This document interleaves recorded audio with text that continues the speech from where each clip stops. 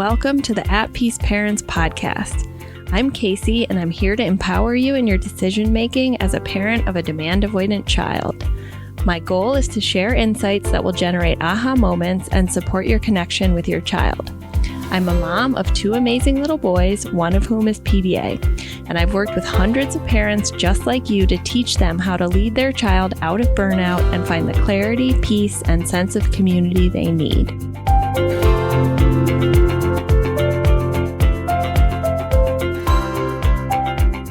What happens with PDA children when they get older?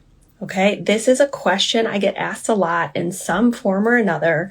For example, will they ever learn to leave the house? Will they ever learn to clean up after themselves? What will happen to them if they continue this type of behavior?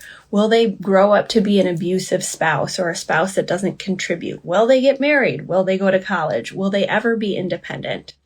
Okay, so these are questions that get asked over and over and again in our programs, in our coaching, but also are the same sentences that have passed through my head as a parent of a PDA child as I have been learning to do the work of accommodation, and that still pop up as a parent because it's natural to have these concerns and questions. If you're listening to this as a podcast, I'd like to pause for just a second and ask you as the listener if you have ever had these thoughts of, well, what happens when they grow up if we accommodate them? What happens if we don't correct them in the moment? What happens if we don't explicitly teach them? Okay, so these are very natural questions.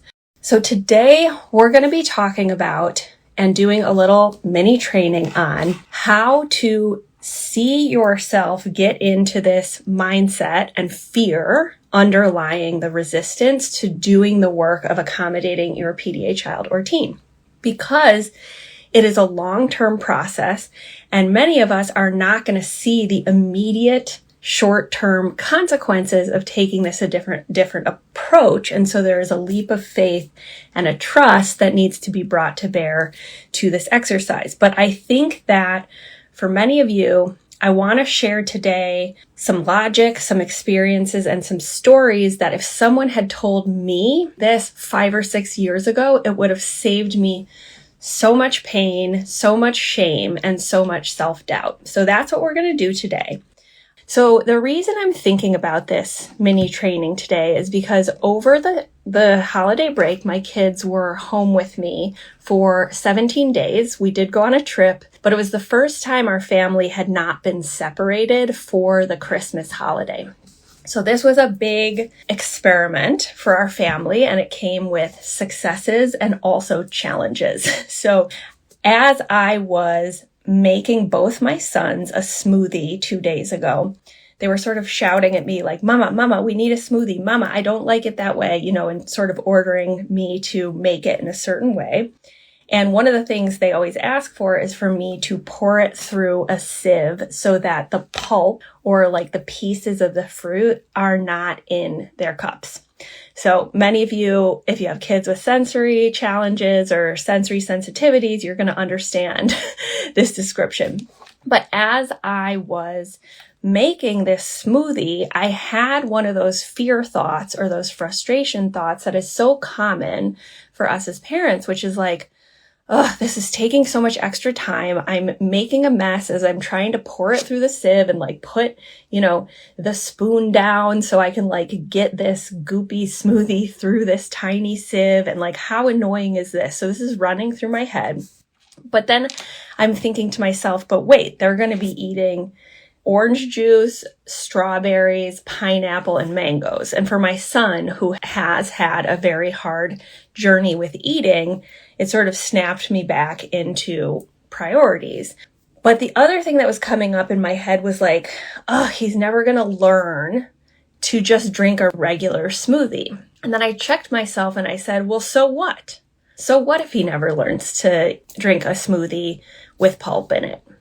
Who cares? What are you teaching him, Casey, as you're going through this messy exercise of getting out the sieve and showing them what you're doing, and encouraging them with declarative language by being yeah, we can solve that problem. We can definitely do it without pulp. here we go, look at me sieving it, right? And so I thought to myself, yeah, I'm not teaching my kids to push through a sensory trigger of like, you have to have the smoothie because I'm not going to take out the pulp for you in this way, which would have likely led to them not having the smoothie at all and not consuming the fruit. But what I am teaching them is something even more important from my perspective. What am I doing? I'm teaching them first and foremost creative problem solving. Why? Because I'm identifying, okay, they're identifying the problem. Pulp in their smoothie, sensory trigger. Okay, I'm responding by, okay, let's get creative. How can we solve this problem? So that's always something that I'm saying in my household instead of like, you do it yourself or we can't do that, right? I'm getting them into the mindset of like, problems can be solved. We're creative. We are resourceful people just like all of you. Second, it's an option to accommodate, okay? It might take a little extra work, but mommy's going to do it. How I'm taking out a sieve. I'm explaining to them what a sieve is. They're seeing where I'm taking it out and they're watching me do it, right? And for many autistic and PDA children, learning by observation is the best way to learn, okay? Even if they're not engaging in the physical activity that first time or even the 10th time, but they are seeing this process. We can solve the problem. Accommodation is an option. How do I go about doing this using declarative language and then modeling it for them? Okay. So this is a very innocuous and small sensory example that is very straightforward, right? And if you're a parent of a PDA child and listening to this in the same space that I was 5 years ago, you would be like, well, Casey, if it was as simple as pulp in a smoothie, I would just do it. But like, I don't know what this kid needs. And like, I don't know why they're having such a big trigger. And when we do need to accommodate, it's things like the perception of autonomy setting off their nervous system. How do we give a 5-year-old autonomy? Or what happens when we lower the demand of like needing to go outside? Right? Are they never going to leave the house? So I use this simple example to illustrate this concept so that we can start to talk more about this underlying fear. They're never going to learn if we don't make them do it. And if we don't make them do it, they'll never grow, be successful, be independent, and have a terrible life, right? Which is where all of our minds go, I think, in this like fear loop that many of us have gotten into. So I want to carry this logic through to some more triggering or challenging examples that are specific to PDA, but I want to talk to you about how far I've come in my own mindset to illustrate for you that like, it's totally normal and okay if at the beginning you're like, WTF, like this is too much, right? So when I first started learning about neurodiversity, we were working in the sensory processing disorder lens, right? And I think that's one of the most low-hanging fruit, sort of easy to digest neurodiversity labels. No offense if you're listening and offended by that, but like I'm sort of making fun of myself because it's like this gateway into more complex neurodivergent identities and neurotypes for many of us. So I first started taking my son to intensive occupational therapy almost 6 years ago. And the first time I had this like trigger was when the occupational therapist started talking about my son's need for heavy lifting and what's called proprioceptive input, meaning he doesn't feel very well where his joints and muscles are. And so he needs that heavy pressure against him to feel where his body is in space. Okay. So feel free to think about if your child's sensory profile sounds similar. But the first question I had, this is like the first month of OT, I was like, well, what is he going to do when he's older? He can't be in an OT clinic pushing around heavy, I don't know, like crash pads and stuff. And the OT was so patient. She was like, look, like these kids, you know, maybe they do like wrestling or maybe they do weightlifting. They get heavy work in other ways as they become an adult. Okay. And so I was like, oh yeah, okay. I can manage that. I can deal with that. Maybe my kid will need to like do weightlifting, right? Again, just showing you how far away from my mindset and how I accept things I was 5 or 6 years ago. Okay. But then we were starting to get into other things, like the fact that my son used a pacifier almost constantly. This is a little bit more than heavy work. And I was like, well, what about the pacifier? He can't just have his pacifier for the rest of his life. Like, other people are going to make fun of him, etc. She's like, oh, well, kids who need to orally regulate, they can have jewelry, or maybe like when they're older, they'll chew on the back of their pen, or they'll chew gum. Like, no bigs, right? But of course, like, my anxiety, and I'm like, oh my God, he has a need for oral regulation. So when he's an adult, he's going to be a chain smoker and he's going to die of lung cancer, right? Like, this is where our minds go. So I want to illustrate how dramatically my mindset changed as I started to work on radical acceptance and understanding my child's needs and what my priorities were for his learning. Okay. So my son ended up using pacifiers outside of school until he was almost 8. That's well outside of the normal distribution. However, I said, I am not going to take this away from him. He has a nervous system disability. If this helps him regulate his nervous system, he can literally use pacifiers for the rest of his life.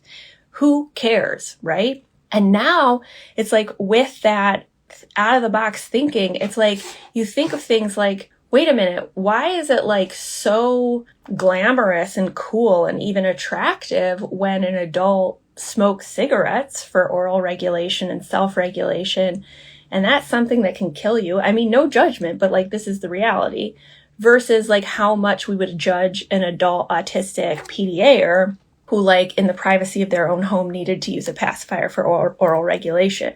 So that's just something I want you to think about and toy with, because these are the like conditioned fears that we associate with, like, well, it can't be this way or they can never be a successful adult. Okay, so let's take some more difficult examples that tie us back to, well, what about when they get older? If I accommodate in this way, what happens when they get older? Will they ever, learn, connect, have empathy, etc.? Okay, so I'm going to give you guys 3 examples. One of an accommodation I call diffusion, one of lowering demands, which I'm sure many of you are familiar with, and then one for meltdowns. How I have come to view this is that instead of my responsibility being to mold and teach my son to be a good human, I now see it as he is a good human. My job is to support him to bring down his nervous system and perception of threat so that kid can come out and live his life. Okay? So let me give you an example of something that used to happen all the time. It still happens occasionally. Many of you, I'm sure, if you have a PDA kid or teen, you have experienced them making a mistake, like spilling something, forgetting something, breaking something, not doing something. And when you ask them about it, or when you see that it's been broken or spilled, they blame you for it, right? This is equalizing behavior. So one of the things that my son used to do a lot would be to spill things, and then I would be in a separate room and he would get activated because it's like, oh, all of a sudden I spilled something. There's probably a sensory experience there. There's also that loss of control and autonomy, and like, I'm doing it this way, but all of a sudden I'm wet or I spilled something. And he would call into another room, or if I was sitting across the room, be like, you made me spill, right? It's ridiculous on the surface. Like, objectively, I did not make you spill unless I have telekinetic properties. When this first started happening, what is the mindset that all of us are going to be in? You need to, A, correct him that you didn't do it. B, explain to him what actually happened. And C, make him have a consequence by making him clean it up. Okay? That is like literally 99.9999% of parent, coaches, therapists, educators, peers is going to tell you those steps, okay? And if you don't do it that way, they're going to be like, that's not good parenting. Why? Because you're not teaching him responsibility.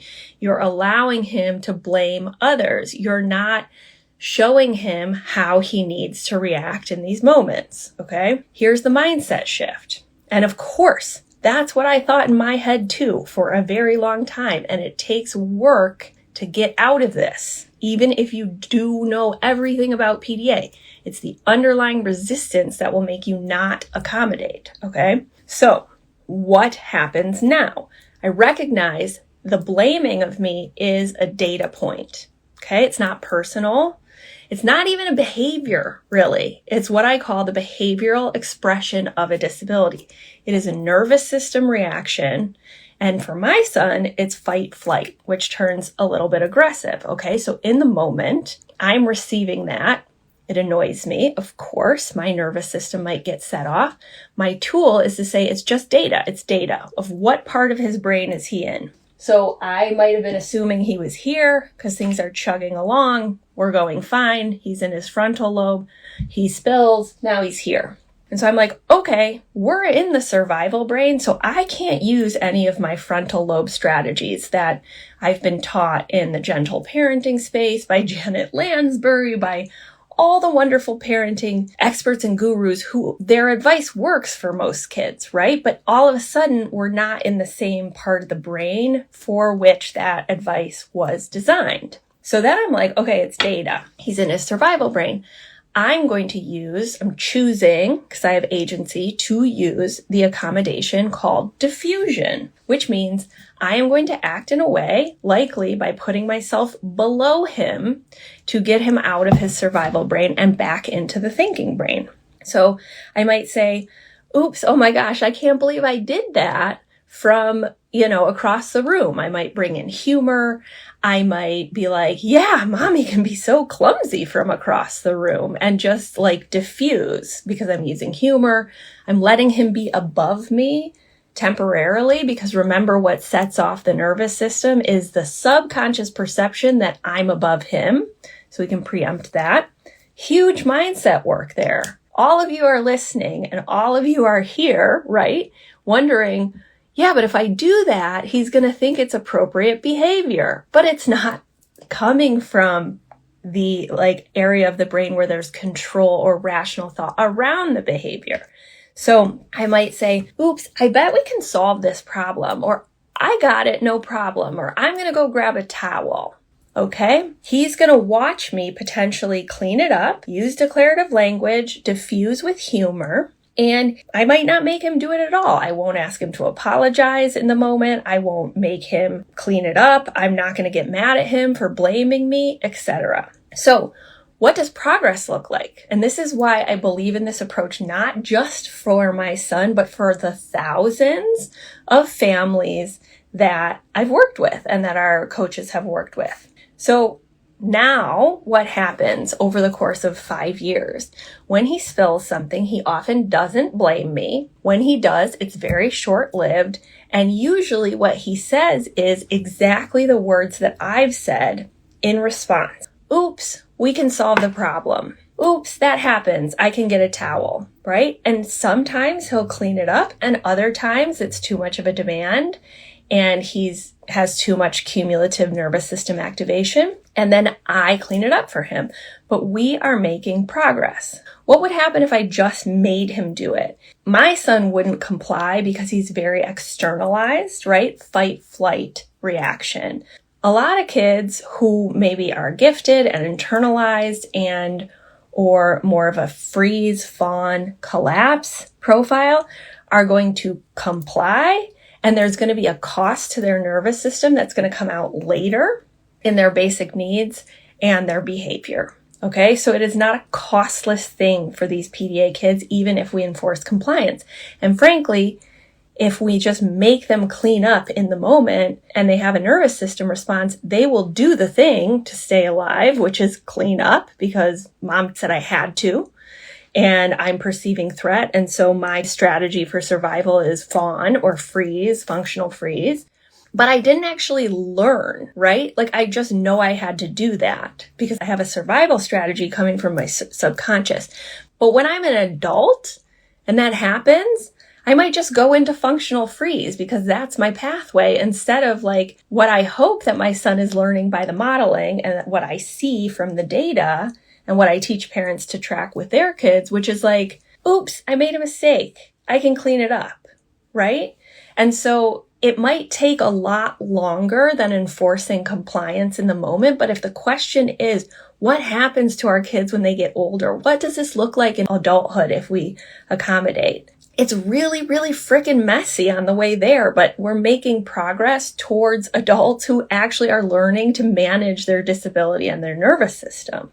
Let's take another example of lowered demands that often can bring up this question, right? Which is lowering demands, right? So like all of a sudden, this can be on a not superficial, but just like on a basic level where it's like, okay, like you don't have to do chores anymore and we're going to cut down on some of your after school activities, all the way to brushing your kids' teeth for them, needing to wipe their butt for them, bringing their towel to them and actually bathing them, right? And having resistance with that. So you're actually like taking on physical demands that, quote, they can physically do. Okay, so there's a broad range of what we understand of as lowering demands. So as you're listening, I'd love for you to just reflect, what are some lowered demands that you have this trigger around of like, but if every time they take a shower, I'm getting the towel for them and I'm running up the stairs to get their underwear and shorts and pajamas for bed, and then I'm bringing their toothbrush to them, then what happens when they're an adult and I'm not there, right? So I have that same thought. I absolutely have that same thought. However, because I am so well versed in practice and have worked with so many hundreds of families, I know that the logic works. So in a particular, I want to caveat this. If you accommodate consistently for a year and your child like still can't leave the house or is debilitated in doing anything, then we want to look at anxiety and or OCD or a different approach. Okay? Because we always want to be thinking about what actually helps the kid and how are these approaches affecting my family, not I have to stick with this as a normative right or wrong thing or a philosophy. Okay, so with lowering demands, we're fighting the voice in our head that says if we don't make our kids do anything, then they will never do anything, right?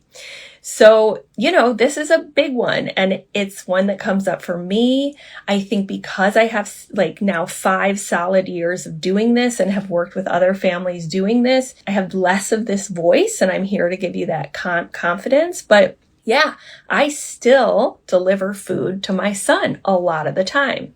However, I can see him learning.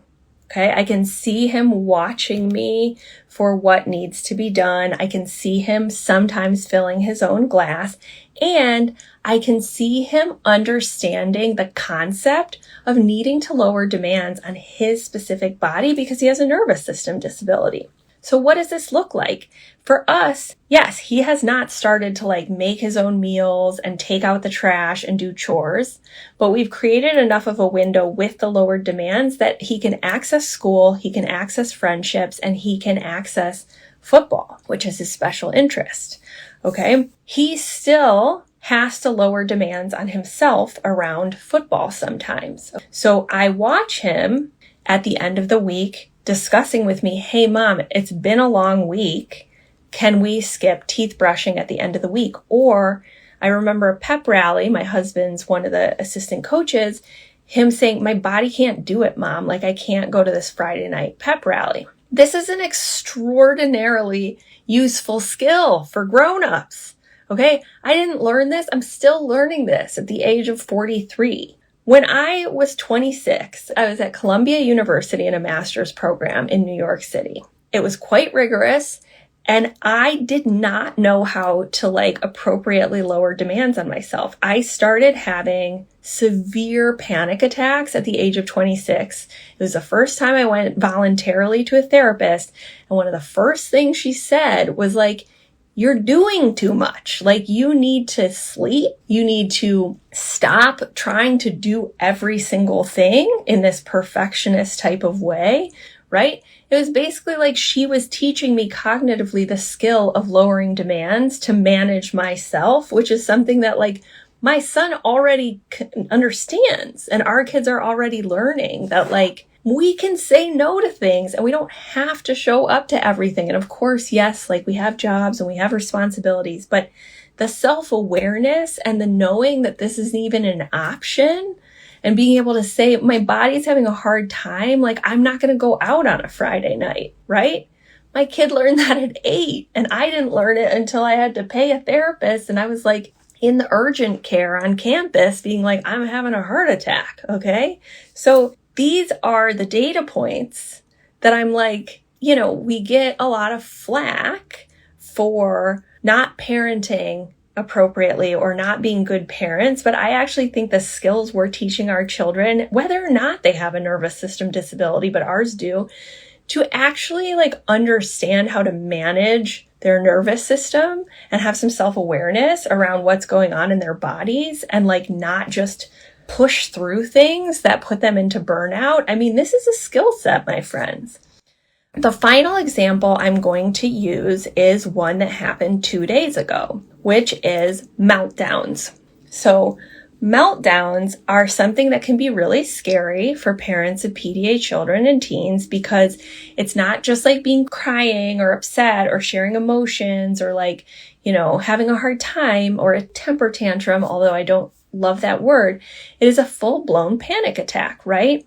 Where if you have an externalizer, you might have screaming, teeth chattering, things being thrown, things being kicked, hopefully not, but there was a time in my family where it would be attacking people, okay? And this is an extreme fight-flight response coming from the subconscious perception of threat. It is not just, I don't want to do this, and so I'm crying. If you have a more internalized expression, this can look like total shutdown. Yeah, I see someone saying loss of bladder control. Okay, so when your body goes into fight or flight specifically, your digestion stops, but your metabolism speeds up and you actually void fluids. So like it's very common to have accidents or vomit, not be able to eat, or defecate or pee. Why? Because if you are an antelope on the savannah and you have to survive with a lion in front of you, which is what their brain is perceiving, even if it's not objectively there, you're going to get rid of all the fluids so that you can run as gracefully and as quickly away as you can. And your body's going to do this without your control. This is what the body does to survive. And our children have a nervous system disability. Okay. So, so often the narrative is we need to teach them the skill of holding their pee. Well, actually, none of us have, quote, the skill of not peeing our pants if we're perceiving life threat. Like that's what happens in a nervous system. Okay. So all of these narratives about like skill-based learning, of course it's important, but like, let's get the context right. Okay. Let's get the part of the brain right. Because if not, we're trying to teach our kids not to have a survival response. So my son, at the end of these 17 days together, where we did not split our family for the first time in 4 years for the Christmas holidays or the holidays, he had a lot of cumulative nervous system activation because he was with his younger brother a lot of the time. And by the end, my husband and I were exhausted and frustrated because it's cold here and there's not a lot to do. My au pair had his girlfriend staying with us for 10 days, so he took some time off. We were trying to get ready for this launch.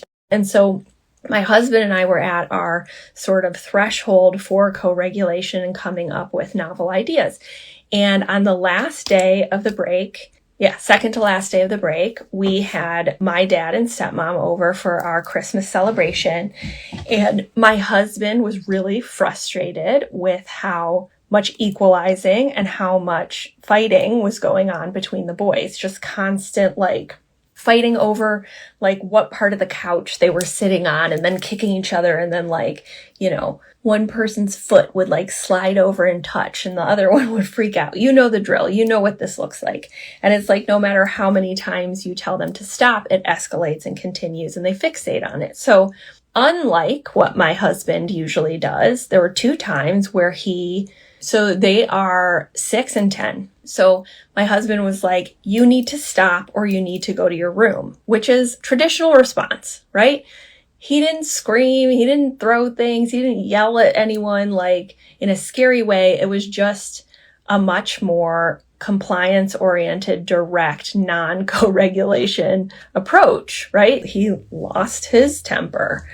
And my son, my PDA son, he really had a hard time and was up in his room, like rocking back and forth and screaming. And so I went down to de-escalate and sort of validate how hard it was. And then it happened one more time. But we were both tapped out and depleted, just like you guys are.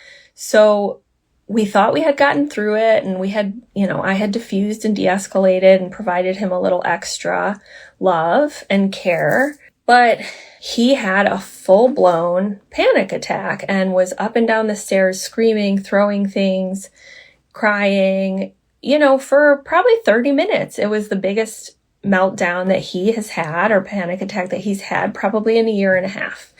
And they don't come that frequently anymore, but this was a big one. And William was scared, and he was, he used to be privy to these meltdowns often, if not daily. And I know encoded in his little body is fear too when he hears those sounds. And he was looking at me like, is Cooper okay? And I was like, yeah, his PDA is here, and he's like, I know. And I was like, we're okay. Daddy's got it. We know what to do. He's going to be okay. And he and I kept reading books and singing songs. And I was like turning on the noise machine to try and sort of drown it out. But like both my subconscious brain and my other sons were like tuning in, hypervigilant to like what was going on with Cooper. So the service dog was what finally brought his nervous system down. Luckily, we're at a place where he did not hurt himself or anyone else, but the sounds and the movements and the things thrown across the rooms were scary, right? And in these moments of meltdown, this is when also we have that fear of like, well, if I don't like explain to them that they can't do this, or I don't correct this behavior, then they're going to do it when they're an adult, and they're going to like lose their relationships, or they're going to get fired from their jobs, etc., right?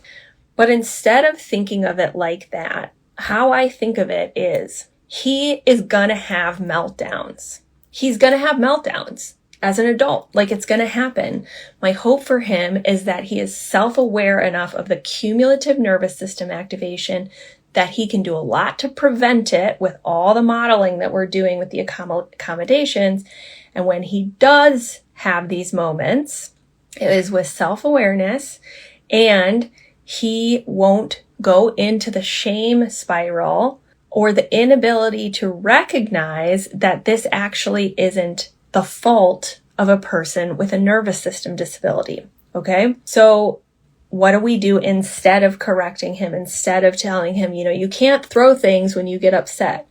We heated up a rice bag that he could hold, brought him ice water and a straw. He got settled on the couch with the service dog, and he settled in to watch the Lions football game because we're here in Michigan. And within 3 minutes, he was like, Daddy, I need to go up to bed, because he was so depleted, right? We repaired in the sense of like, we brought him care after that episode as if it was like, it's like after someone has like a seizure or a panic attack, like you bring them care. You don't try and change the behavior by correcting it, right? And so every time we do that, we're creating the voice in his head. It's not your fault. It's hard, right? You're going to have nervous system responses, but we can have tools to bring you back down. But this is not who you are. You are not a violent person, right? Yeah, or shame. Okay, so like, for example, I go through this duality of like, maybe my son will need someone to bring him cooked food his entire life. I don't know, right? That's the nature of being a parent with a child with a disability. You can't depend necessarily on like, well, they'll grow out of it, or, they'll eventually not need it. What's paradoxical about PDA is that it's such a fluctuating disability that like, I can hold in my heart and head the two possibilities of like, maybe he'll need a caregiver as an adult, and I hope to make enough money to pay for that.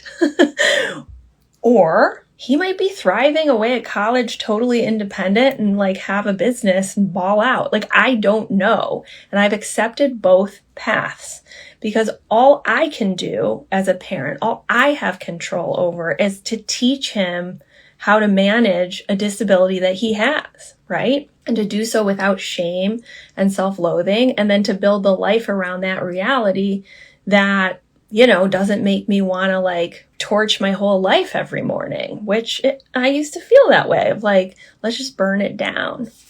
So anyways, yeah, I say like, maybe this is a kid, like maybe he's never going to be able to work in a corporate environment with fluorescent lights and reporting to a hierarchical boss with lots of rules because his neurotype doesn't allow for that. But as I say that, it's like if he ever heard that, he would probably have the response of like, well, I have autonomy and I'm above you, so I'm just going to do that, right? We just don't know.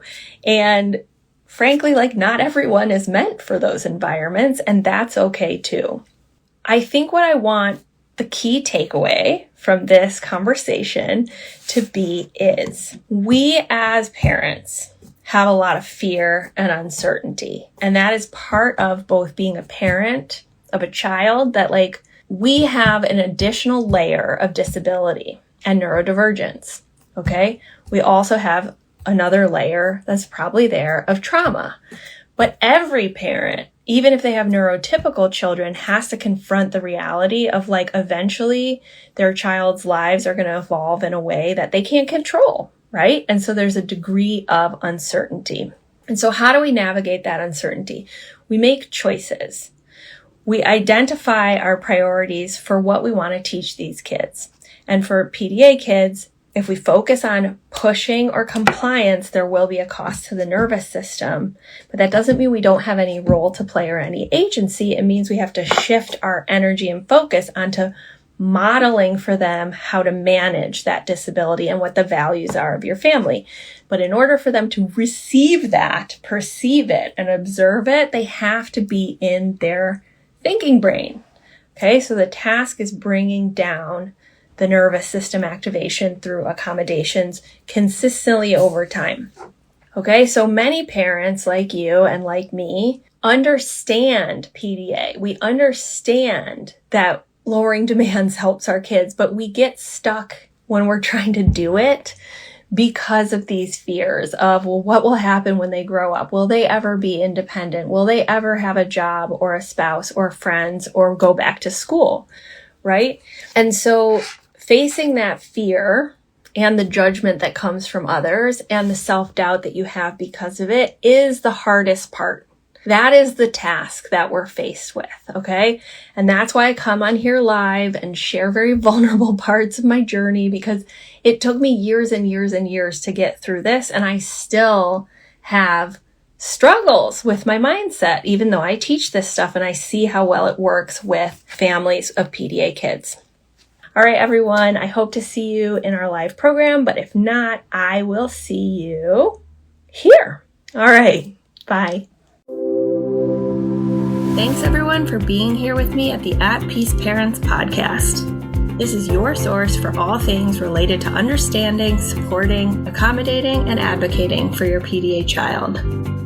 To go deeper on any of these topics, check out my course offerings and masterclasses at the website www.atpeaceparents.com. To completely transform the way you think about and relate to your child and to bring peace and stability to your home, join us for the next cohort of the Paradigm Shift program.